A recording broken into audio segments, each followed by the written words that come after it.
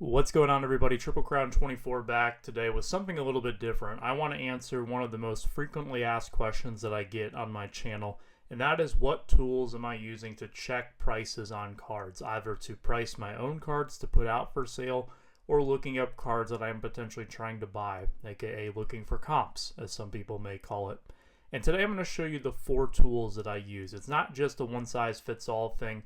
I use these 4 different tools because each one provides something a little different, and it's kind of situational depending on which one I'm going to use.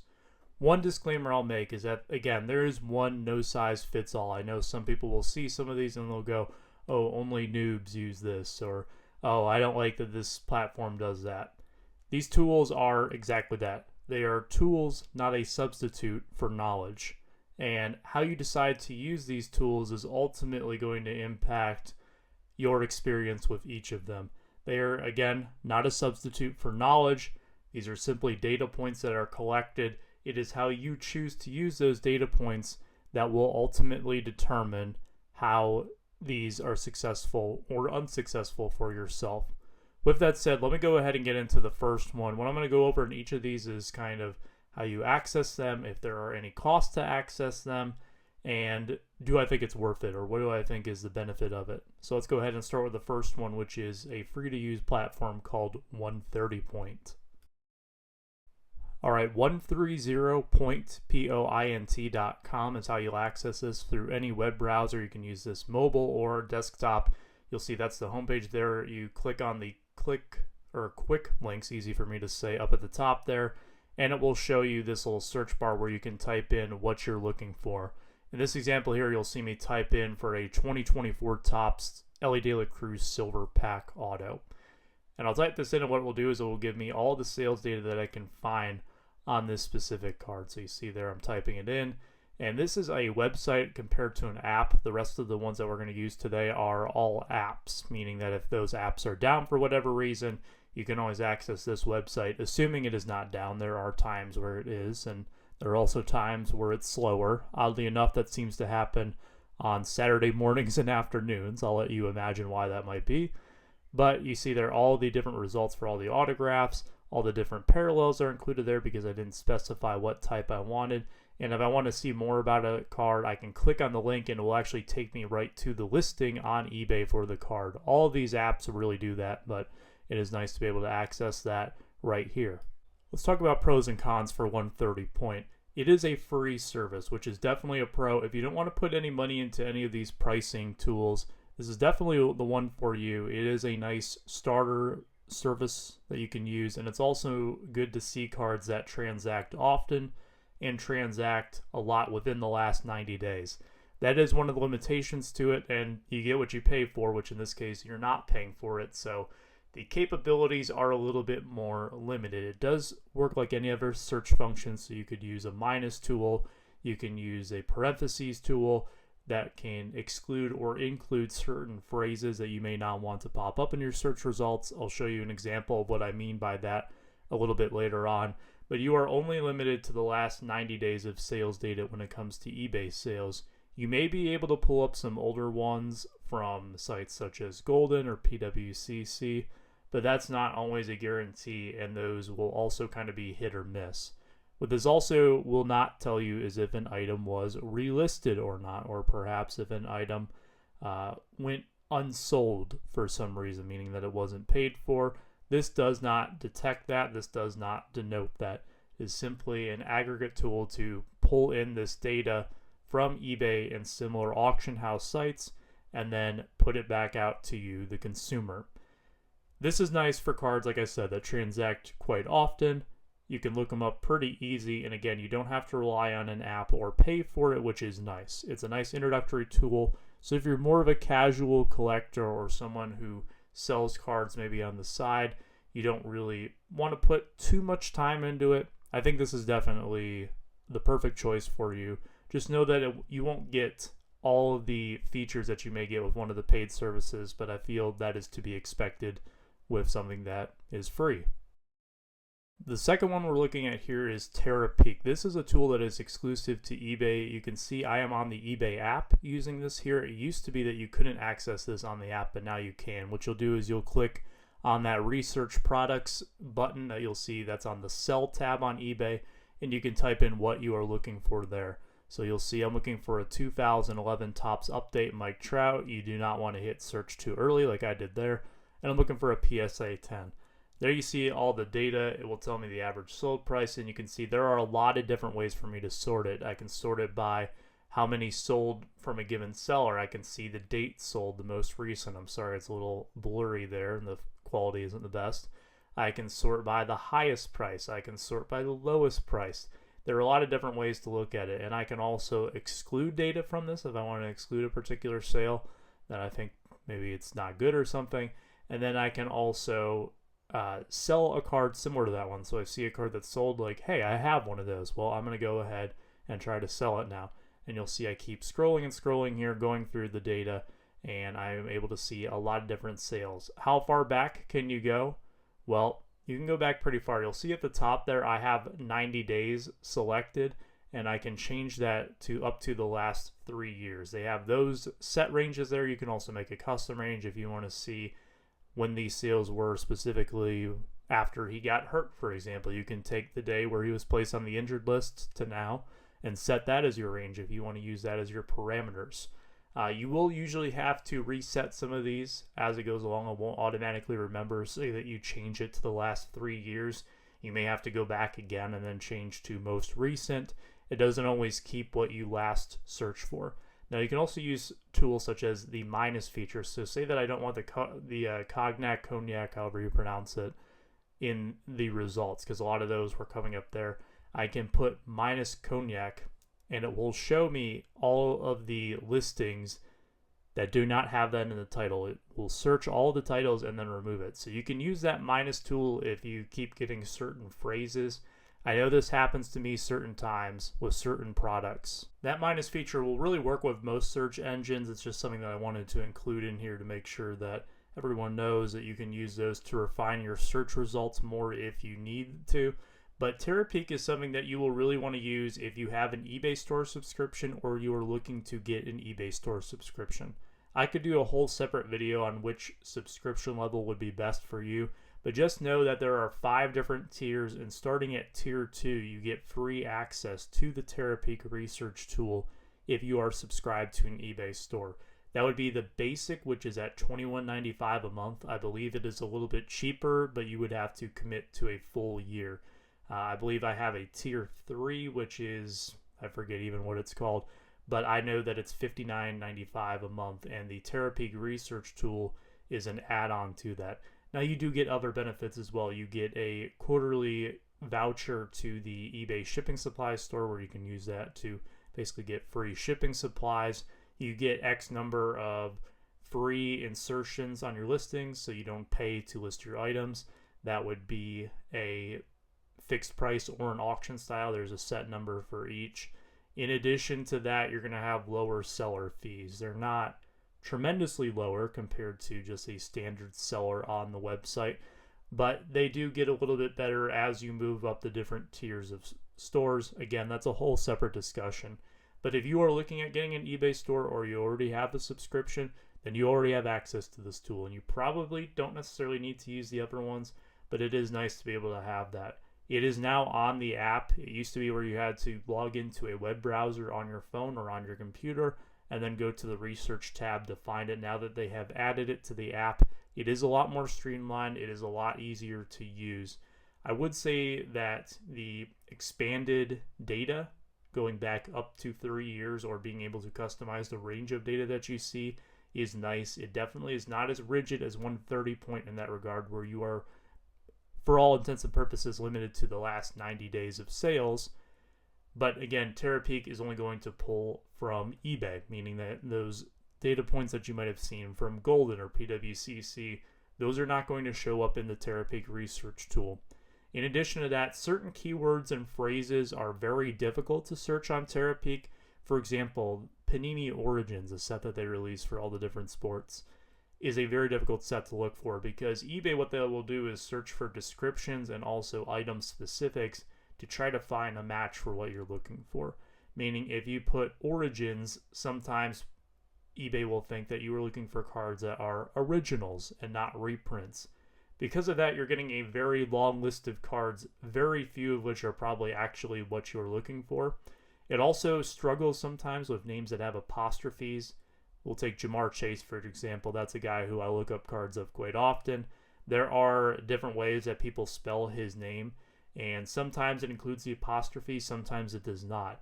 And really, it is not all-encompassing when you try to search for Jamar or any name, for example, that may have punctuation in it. And it may skew or very much limit which data points you may see. That is my biggest gripe with this, is that certain keywords are pretty much unusable on there. But I think it is definitely worth an upgrade over 130 point, but only if you have an eBay store. I would not get a subscription just to have access to this. I would only do this if you are a regular seller on eBay and you think the other benefits would be worth the monthly cost to you. One quick final note on Terapeak. It is through the eBay app. It's not its own separate app, but this next one we talk about is its own separate app. This is Alt. Now, most of these other ones you can access on a desktop version, such as the last one we'll talk about. I believe Alt is the same thing, but it's best used through the computer. You can see there, it's really good to scan cards. You can take a picture of it, so if you ever see someone holding up their phone, this is what they're doing. They're scanning it, and it will show you population data. It will show you recent sales on a card, what it's numbered to. You can look at all the different grades on it. This is a great app for graded cards, but that is also one of the limitations of it, is that this will only work on PSA and BGS graded cards. So all of your SGC slabs, CSG, CGC, whatever you may use, if it's not PSA or BGS, it will not be compatible with this app. So you see there, I am taking pictures of these cards, showing you a few examples of how you can go through and look at the different sold prices for it. It will also tell you how that player's market has fared in the last 90 days. What exact data points they use for this, I can't really comment on. You can also go into your camera roll, as I'll show you here, by clicking that little photo icon in the bottom left. Here you can see some of the cards I have in my camera roll. You can save images to your camera roll, so you could screenshot it off of eBay or Instagram, wherever you may be taking a picture. Click on the picture, and then it will try to recognize it from said picture. So I look at that downtown Devonta Smith, and it will pull it up for me. Now you see that little bar at the top where it says alt value. That is their approximate value for this card. And there are 3 different tiers that it will give you. The first 2 you saw, it didn't have an estimate for it. This one, you see it has a little green line there, and as I drag it along, it will show you what it has evaluated the card at throughout time. A green bar means that they are pretty confident that's what the card is worth. A yellow bar, less confidence, and then a red bar is their best guess. You can also manually search cards as well. I don't really do this too often because a lot of times it doesn't pull up the alt value with it, and you are a little bit limited in some of the features at times. That's one of my critiques, I would say, of the app. You can see here with the burrow, I have to kind of manually switch over. I can't view the card in all grades as easy as I might be able to just taking a picture of it. Now this app is free to use as well. I would recommend getting an account because the app does get a little clunky and difficult to use without an account, but it is free to sign up. I believe all you need is an email address and you can sign up for it. Perhaps even a phone number would work, but this is something that you can download from the App Store on Apple. I believe it should also work on Android or any other device like that. Now this app does have its limitations, as they all do. Again, the alt value is something that some people will really harp on and they will get latched onto. That does not always take into account current factors in the market. Say that a player has some off-field issues. Say that a player recently had an explosive game and the market hasn't had time to reflect yet. All this app is doing is taking various data points and trying to give you its best guess. It is an opinion. It is one that is based off of facts, and sometimes it does have some merit to it. I look at the alt value and I'll go, okay, I could see that being the value. And there are other times where I'm thinking, I don't know how the heck it came up with this number. Even if it's green, like you saw in the Devonta Smith, doesn't always necessarily mean that that is what the value is and what you should be buying the card at. Again, it is numbers that gives you its best guess, but it is not a substitute for your own knowledge and your own research. You can click on the different little auctions that it shows there.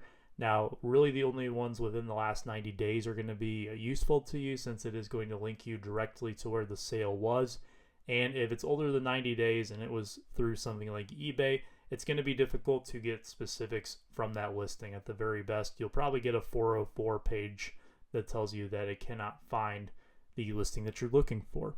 Addition to that, it does detect sometimes when cards are relisted or they go unpaid for. That is something that they have added to it within the last year or so, but it is not perfect. Again, just because it shows up on alt and it doesn't have that information doesn't mean that it wasn't necessarily a compromised sale in the way where perhaps someone shill bidded that particular item.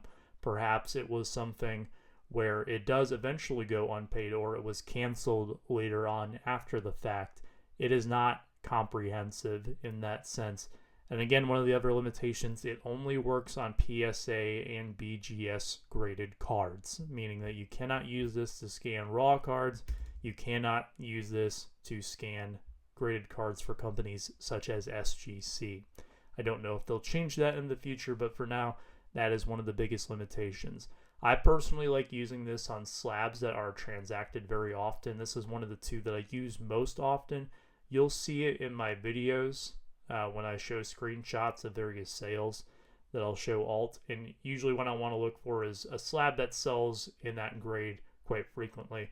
I think it is the perfect tool. It's very quick with being able to take the picture. Just make sure that the description matches. There are times where I have scanned cards and it pulls up some random Pokemon card from 2002.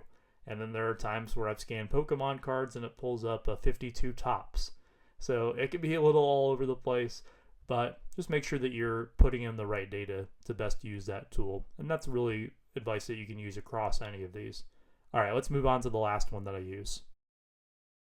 All right, the last one here is the one that I use most frequently. This is Card Ladder. Again, this is one that you'll often see in my vlogs where I'm showing you different sales. This is what the home screen dashboard looks like, and then the center is that sales tool. You can use those filters there I popped up on screen. It will show you some of what I recently searched for, which is nice if you want to go back and search for something that you were just looking at moments ago. You can go ahead and click on it again, and it will bring up that search once more. Here's an example that I'll use. I'm looking for a purple shock graded by PSA of Justin Jefferson. And it will pull up the sales data. It will tell me where it's from. It will tell me who the seller is depending on the site. So you see on eBay, it will give me the eBay username. That is something that is relatively new. If you click on it, it will give you more information where it will show you the seller. It also gives you their feedback if it's on eBay, which is really great. You'll see it has the card ladder value as well. So again, it has an estimate like we saw in alt. I'm not a huge fan of it. You can see there, that's the exact same card that's sold not too far apart, where the card ladder value, it says it's 70 one time, and then it says it is 74 and some change the other time. When it's the same card, why wouldn't they be the same value? And again, it is based on an algorithm. It is not perfect. It's the same thing as alt. That's why it is going off of that. You can also scan cards like you see here, and they can be raw cards, they can be graded cards. So I scan that Justin Jefferson autograph there. You can see it types in exactly what it is for me. And you can use your camera roll like I am doing right there, or you can scan something that you see right in front of you as well. It's a lot better than, say, something like Center Stage, where I feel like the results are usually very inconsistent. And on top of that, you're usually going to get the wrong card, or you're going to get a parallel of a card, and you might not always be able to tell the difference right away, especially if you're overlooking it. Now, this site is also, this site being Card Ladder, is very sensitive with spelling. You can see there I spelled tops with an A at the end instead of an S, and it is not going to return any results that way. So I'm looking for this 2012 Black Border Miguel Cabrera card in the example, and it's a card that doesn't sell too often, but look how far back this data goes. I can pull data from 2022, and then I can even go back pre-pandemic times. This is pulling data all the way from 2012. So it really does go back a long ways. It's kind of cool to see all of those old data points pulled up. Again, Card Ladder is my favorite one to use. They do not pay me to say this, by the way. None of these sites I'm affiliated with in any particular way. This is just my opinion on them. But it does come at a cost. It is $15 a month. And this is something that I wouldn't necessarily dive into right away if you were someone who is just starting out in cards, or you're not really looking up that many cards. I sell cards full time, and I am using this app many times throughout the day. It is well worth its usage to me, especially on some rarer cards where maybe I want to see historical trends. For example, sometimes I like to go back and see what things were selling for in 2021, kind of see where they were at the peak, and then use that as a frame of reference to help me predict where it may be now, or to even go back and see what it was selling for in pre-pandemic times and try to compare and contrast. A lot of that comes with just experience of dealing with a lot of cards. There is no exact formula. Again, I would highly advise against using card ladder evaluation prices as your sole reference for what a card may be worth, as I would advise just going based off of the last sale, because numbers can really be construed to mean anything. Again, as I've said many times already, these are tools to help you in addition to your own knowledge and experiences, and taking into context certain factors that some of this data simply cannot account for. But Card Ladder is $15 a month. If you are going to shows every single weekend, buying cards, spending big money on cards, this is definitely something that you will want to at least consider using. I don't know if it necessarily gives you something aside from, say, the past sales data going all the way back 3 years and beyond that you would get through, say, an alt or a Terapeak, where some of those may be capped off at a certain amount of time. I just like the interface of it. I like that it kind of has features of all of the different apps that we've talked about to this point in the video. I find that the app itself doesn't really go down too often. It doesn't log you out all the time. It is very user-friendly for all intents and purposes, and the developers of it have put a lot of work into it. Again, I'm not paid by Card Ladder or anybody affiliated with them to say this. This is just my opinion. But if you're going to be into cards quite a bit and you want to make a more serious commitment to it, granted, it is a month-to-month subscription. You can always cancel if you don't like it, but it is definitely well worth it to me at $15 a month. But that is going to conclude my tools here. There are more than just these four, but I have been asked many times specifically which ones I am using.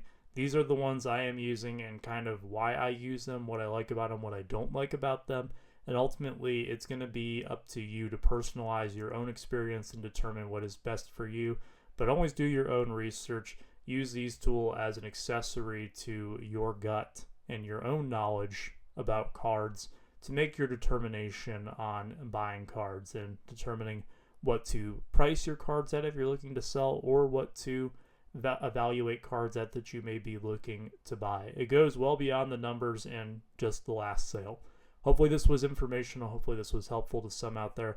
Let me know what your favorite tool is in the comments down below. I'll see you next time. Take care. Stay safe. Be kind.